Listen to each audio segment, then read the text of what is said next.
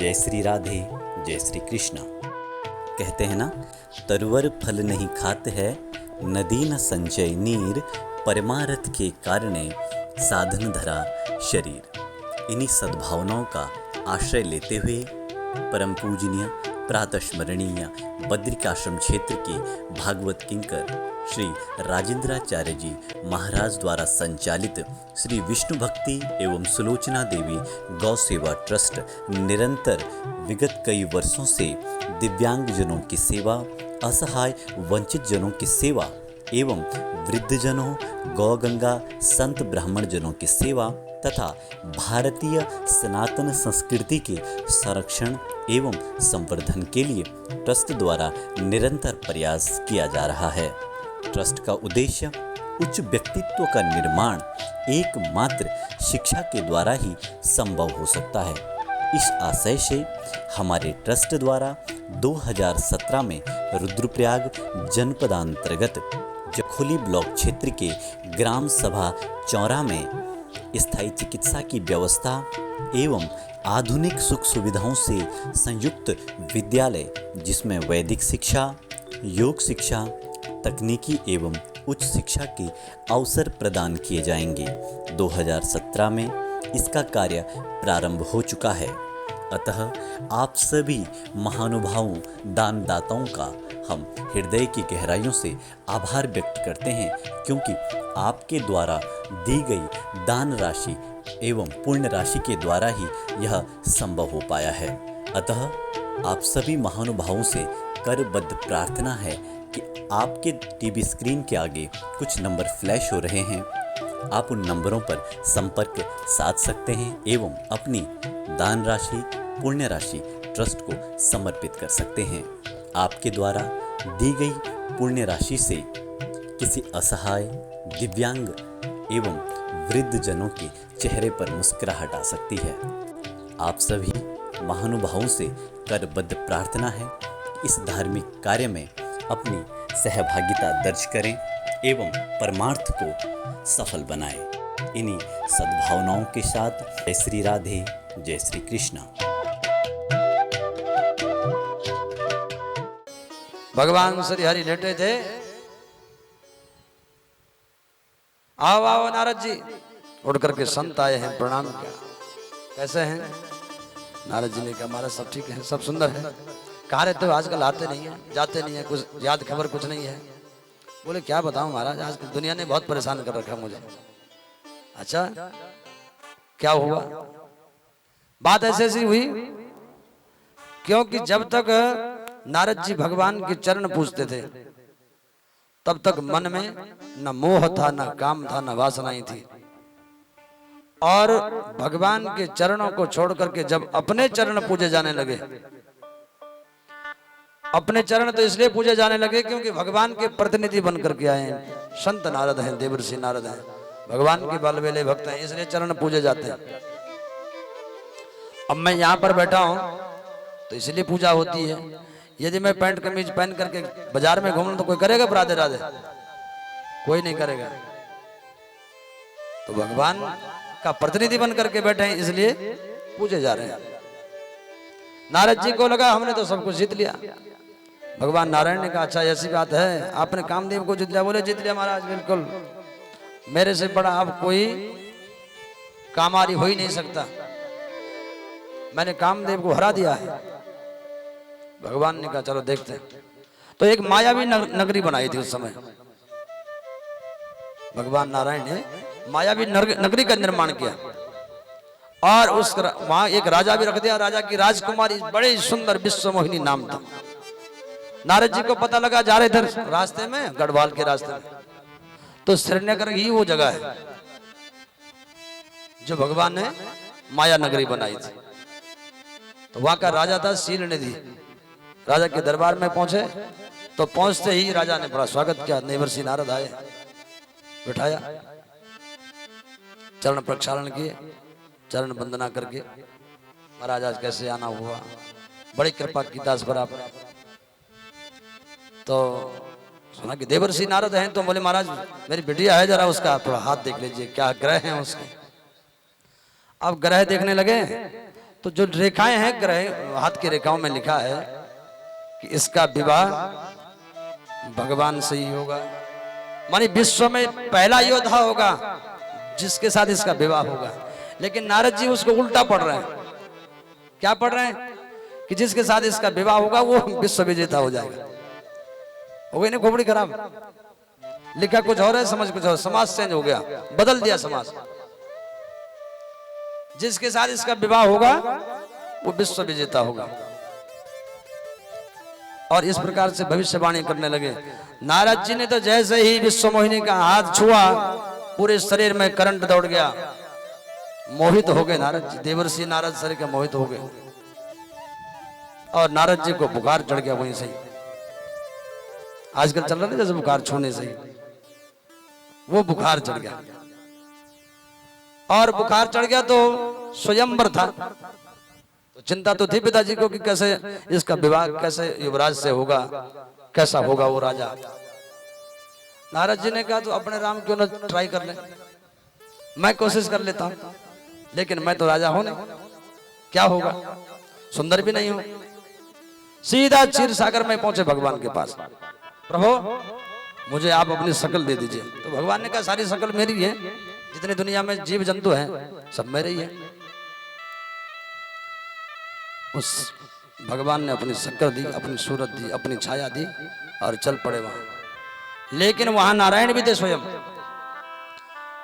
विश्व मोहिनी का जब स्वयंवर हुआ तो ये शर्त थी कि जिसके गले में ये माला डाल देगी उसी के साथ विवाह होगा। अब जिस लाइन में नारद जी बैठे थे उस लाइन में तो वो गई नहीं। तो बगल में दो बंदर वो बानर बैठे थे, उन्होंने बोले महाराज चिंता मत करो यहीं आएगी वो। नारद जी गर्दन खड़े कर रहे थे, बोले मुझे भी देख ले मैं यहीं बैठा हूं। वो पीछे चले गई। किसी ने कहा संतों ने बोले उस लाइन में क्यों नहीं आए उस पंक्ति में? तो बोले संत से जो हमेशा माया दूर रहती है, वो तो माया थी इसलिए उस लाइन में आई नहीं, ऊपर ही ऊपर निकल गई और सीधा भगवान मायापति माधव के पास पहुंच गए और वहां गले में माला डाल दी।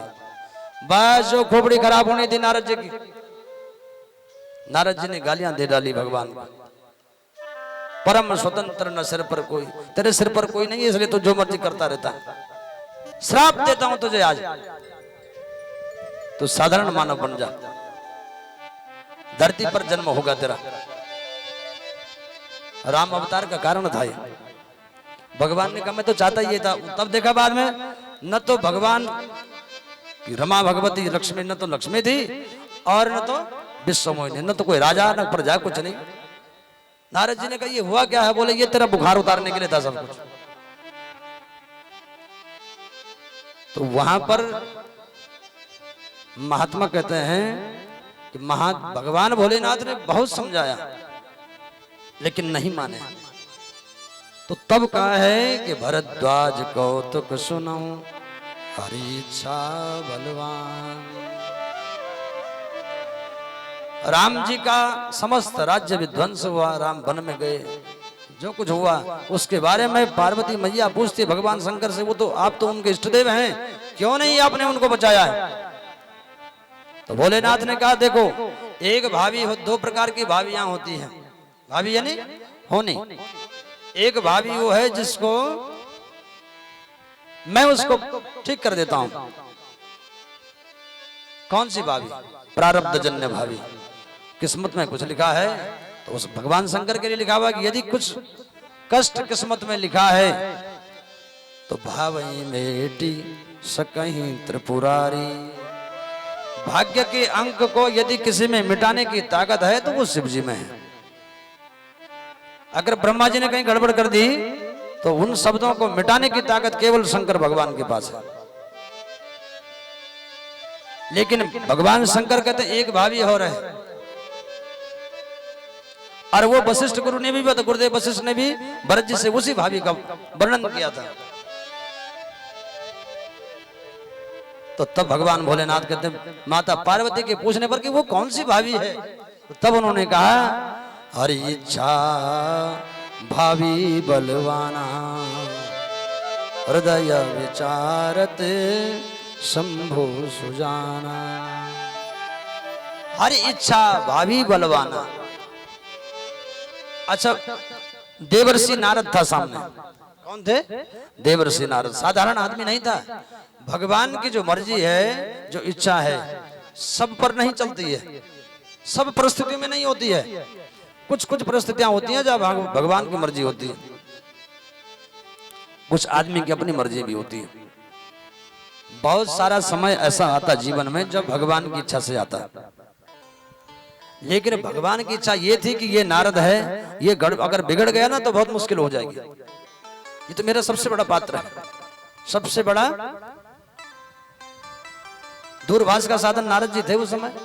जिनके घरों को उजाड़ना है उनको नारद जी भेज दो, जिनके घर कभी सुधरे ही नहीं वहां नारद जी को भेज दो, सब सुधर जाता था। तो नारद से बड़ा तो कोई संत ही था, देवर्षि नारद। तो भगवान के तो मुख्य पात्र थे, मुख्य अधिकारी। अगर वो बिगड़ जाए तो फिर तो गड़बड़ हो जाएगा सारा। इसलिए भगवान ने उनको सुधारने की कोशिश की, और तब जाकर के उनको फिर रास्ते पर लेकर के आए। यानी कि ये समझ लो कि जीवन में सब कुछ भगवान की इच्छा से नहीं होता है, अपनी इच्छा से भी होता है। कुछ हमारी अपनी ही इच्छाएं होती हैं, जिसके कारण हम लोग जो दुख पाते हैं जीवन में,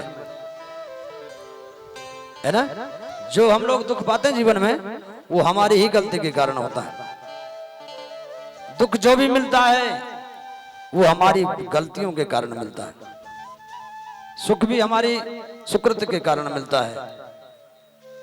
हम जैसा करते हैं भगवान वैसे ही हमें उसका प्रतिफल दे देते हैं। माता देवहूति भगवान से कहती है, प्रभु मैंने 9 बेटियां पाई हैं, 9 दामाद हैं मेरे, बड़े बड़े महात्मा हैं, ऋषि मुनि हैं, जिन्होंने बड़े बड़े अनुसंधान किए हैं।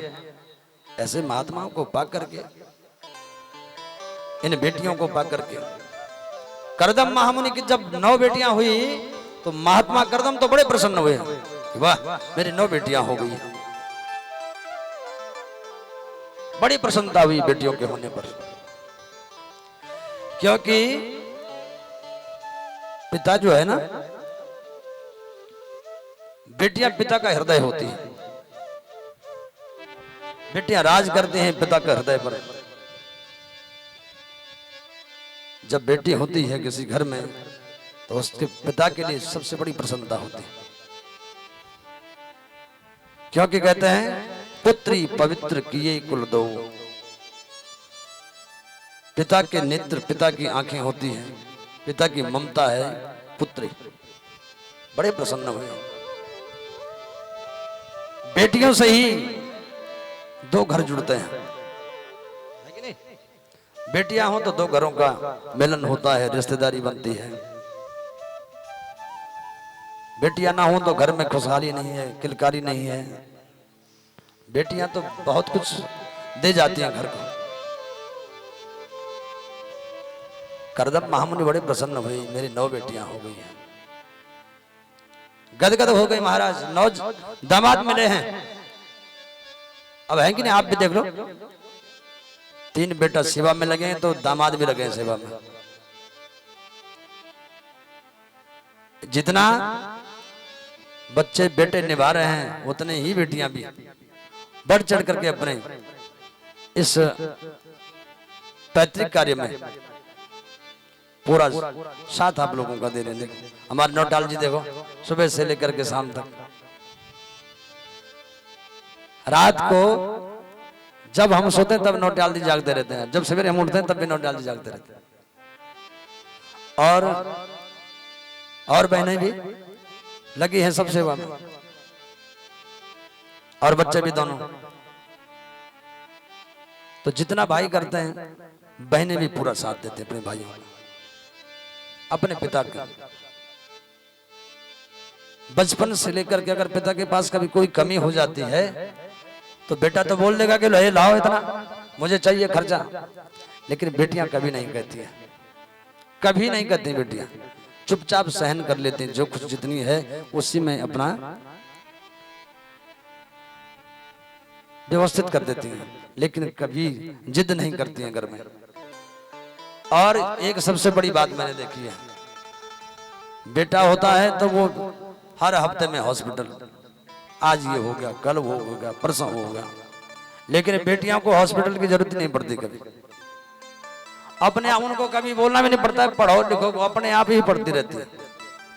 और कब जवान हो जाती है और बाप अपने पिता की ताकत बन जाती है, उनकी शक्ति बन जाती है, उनके हृदय पर राज करती है बेटियां। ऐसी करदम महामुनि की बेटियां, करदम महामुनि बड़े प्रसन्न हुए 9 बेटियों को पाकर। 9 दामाद, जब कहा कि बेटा मेरे पास 9 बेटियां हैं, 9 दामाद हैं, ब्रह्मर्षि, देवर्षि, राजर्षि, फिर भी मैं अपने आप को अतृप्त महसूस करती हूँ। भगवान कपिल ने कहा मां, पूर्णता तब आएगी जब हम पूर्णता की संगति करेंगे, पूर्णता के संग में चलें। पूर्ण कौन है? भगवान ही पूर्ण है। और सुंदर सा सत्संग भगवान कपिल महामुनि ने, अंत में कपिल भगवान गंगा सागर के बीच समाधि उन्होंने लगाई। मां देवहूति एक सिद्धपदी नदी के रूप में परिवर्तित हो गई भगवान की भक्ति करते करते। भक्ति का जो अंतिम स्वरूप है वो जल सदृश हो जाता है शरीर। कन्हैया की भक्ति, कन्हैया की याद में मां यशोदा के नेत्रों से आंसू निकलते थे, उसका तो पूरा पनहारा बन गया पूरा। वृंदावन में जाओगे आज भी तो वहां खारा पानी है। तो कहते हैं कि गोपियों के रोने से इतना पानी हुआ कि वो समुद्र ही बन गया, खारी समुद्र। तो प्रेम की पराकाष्ठा कहां तक हो। भगवान कपिल महामुनि समुद्र में समाये, नवदा भक्ति इत्यादि का उपदेश करके सुखदेव जी महाराज ने कहा, हे राजन, मनु महाराज और शत्रुपा, इन 3 बेटियों के वंश का वर्णन, आकुति, देवहूति और प्रसूति। देवहूति के वंश का वर्णन आपने कपिल महामुनि तक सुन लिया। आकुति जो सबसे बड़ी है, उनका विवाह रुचि प्रजापति के साथ हुआ और वहां भगवान यज्ञ नारायण प्रकट हुए। बोली यज्ञ नारायण भगवान की जय। जय श्री राधे श्याम। यज्ञ नारायण भगवान प्रकट हुए। यज्ञ नारायण भी 24 अवतारों में से एक अवतार है। फिर जो तीसरे नंबर की पुत्री है प्रसूति, प्रसूति का विवाह राजा दक्ष प्रजापति के साथ, और दक्ष प्रजापति के साथ जब विवाह हुआ प्रसूति का, राजा दक्ष, एक बार देवताओं ने प्रजापति बना दिया दक्ष को। प्रजापति बनाया तो दक्ष महाराज की 16 कन्याएं थी। 16 कन्याओं से जो 16 नंबर की जो कन्या है उनका विवाह भगवान शंकर के साथ हुआ। राजा दक्ष की 16वीं कन्या भगवान शंकर के साथ, जिनका नाम सती, 16वीं कन्या सती थी। सती का विवाह शंकर भगवान के साथ। एक दिन जब प्रजापति इसको राजा दक्ष को बनाया गया तो समस्त देवी देवता जितने थे, ऋषि मुनि महात्मा, सब एक जगह, बहुत बड़ी सभा हुई। उस सभा में सवेरे से लेकर के शाम तक लगे रहे दक्ष राजा की जय, दक्ष राजा की जय। जैसे नेता आता ना कोई, अब जब लगता कि कोई गाड़ी आ रही है तो उठो उठो भाई, फूल की माला लेकर के। अब बाहर गेट तक गए तब तक देखा रहे भाई वो तो कोई और था। फिर वापस, अब फिर बैठ गए, फिर कोई आवाज आई, आगे आगे आगे आगे, ढोल तमाम लेकर के पहुंच गए बाहर। फिर देखा वो है ही नहीं, कोई और ही है। किसी को भूख लगी, कोई सो रहा है, कोई इधर उधर हो गया। अब नेताजी पता नहीं कब आते हैं, नेताजी का कोई टाइम नहीं, कुछ नहीं, कहीं मीटिंग में होंगे दूसरी जगह। अब प्रजापति का पद मिला है तो रास्ते में पता नहीं कितने हैं लोग बधाइयां देने वाले खड़े होंगे, पुष्प कुछ भेंट कर रहे होंगे रास्ते में। तो राजा दक्ष लेट हो गए। सुबह से लेकर शाम तक देवता सब भूखे प्यासे। अब हुआ जो कुछ भी हुआ, जैसा हुआ, लेकिन भगवान शंकर, ब्रह्मा इत्यादि सब बैठे थे, मुख्य मुख्य जो अतिथिगण थे। तो भोलेनाथ भी बैठे थे। जैसे राजा दक्ष आए तो सब अपने अपने स्थान पर खड़े हो गए। लेकिन दो आदमी खड़े नहीं हुए, एक ब्रह्मा जी और एक भोलेनाथ, दोनों बैठे रह गए। तो ब्रह्मा जी को तो उन्होंने सोचा कि चलो पितामह हैं हमारे, ब्रह्मा कोई बात नहीं, लेकिन वहीं से शुरू कर दिया दक्ष, राजा दक्ष ने, अरे सुनो, कम से कम सभा में अच्छे लोगों को लाया करो। और इस शंकर को क्यों बुलाया तुमने यहाँ? इसको तो पता ही नहीं है समाज में बैठते कैसे हैं। समाज में बैठने का तरीका नहीं, क्योंकि ये समाज में कभी रहा ही नहीं। ये तो भूत प्रेतों का साथी है, अमंगल वेश धारण करता है, हड्डियों की माला पहनता है। इसको किसने बुलाया यहाँ? नंदी बैठे थे साथ में, श्रृंगी भृंगी इत्यादि शिव के गण बैठे थे। इधर इस तरफ भृगु ऋषि वगैरह सब ऋषि मुनि महात्मा बैठे थे। तो मुख्य जो पंडित जी थे, आचार्य जी, भृगु ऋषि, भृगु से कहा क्यों बुलाया आपने इनको यहाँ? बोले महाराज मुझे तो आदेश जैसा हुआ मैंने वैसा ही कर दिया। आपस में झगड़ा होने लगा, एक दूसरे को श्राप देने लगे। और नंदी ने भी उठ करके भृगु ऋषि को श्राप देता, सुनो भगवान भोलेनाथ की निंदा करते हो मेरे स्वामी की, जाओ तुम्हें श्राप देता हूं, तुम्हारे जैसे ब्राह्मण कलयुग में दरिद्री होंगे। भृगु ने भी उठ करके श्राप दे दिया, जाओ तेरी भी दुर्गति होगी। एक दूसरे को श्राप देने लगे। भगवान भोलेनाथ ने कहा उनको, भाई रुको, क्या कर रहे हो? अरे झगड़ा हमसे है ना, तुम श्राप क्यों दे रहे हो? वापस बंद करो ये सब, चलो उठो यहां से। और उठाया अपना लोटा सोटा और चल पड़े बाबा अपने गणों के साथ। बोले झगड़ा ही खत्म करो यार, क्या मतलब है झगड़ा करने का, चलो। चल पड़े सभा से, और माता सती को कुछ नहीं बताया, गए और आनंद से फिर भजन करने लग गए कि सब गणों को कह दिया खबरदार सती को कुछ नहीं कहना। लेकिन प्रतिशोध की ज्वाला राजा दक्ष के हृदय पर हमेशा लगी रही। यज्ञ का आयोजन किया, किस चीज के लिए? शिव जी को नीचा दिखाने के लिए, भोलेनाथ को नीचा दिखाने के लिए एक बड़ा बहुत सुंदर यज्ञ किया, बृहस्पति सर्वनाम का यज्ञ। और उस यज्ञ में सबको, जितनी बेटियां थी, जितने रिश्तेदार थे, सबको निमंत्रण दे दिया गया। और जो भी वहां से जा रहा है, तो कहां से जा रहा है? कैलाश पर्वत के ऊपर से। मानी जाना तो जम्मू के रास्ते था, लेकिन वो बिल्कुल ठीक उस रास्ते बाईपास से उनको पता लगे कम से कम कि ये क्या हो रहा है। और ऐसा नहीं कि चुपचाप निकले, ठीक कैलाश पर्वत के ऊपर पहुंचे तो गाना बजाना शुरू कर दें, ताकि इनको पता लग जाए कि हमारे को निमंत्रण आया और तुझे नहीं बुलाया। देख, सत्य ने देखा ये हो क्या रहा है। एक बहन थी, वो आए वहां तक। अरे बोले बहना चलो। कहाँ? बोले कहाँ, तुम्हें नहीं मालूम? हमें तो पता नहीं। वो भी आई है तो बिल्कुल व्यंग्यात्मक ढंग से आई है। अरे बोले पिताजी ने यज्ञ रखा है, आपको बुलाया नहीं क्या? अरे बोले बुलाया तो होगा, लेकिन चिट्ठी पहुंची नहीं है अभी, हो सकता है बुलाया होगा, लेकिन अभी भोलेनाथ समाधि में है, अभी तो नहीं जा सकते हम। ठीक है बहना, तुम चलो, कोशिश करेंगे, अगर समय लगेगा तो आ जाएंगे। अरे निमंत्रण दिया नहीं, अगर पहले पता लगता तो हम भी नहीं जाते। तुमको निमंत्रण नहीं दिया और हमको दे दिया, हम क्यों जाएं? माने बात व्यंग्यात्मक थी, जबरदस्ती। चल पड़े।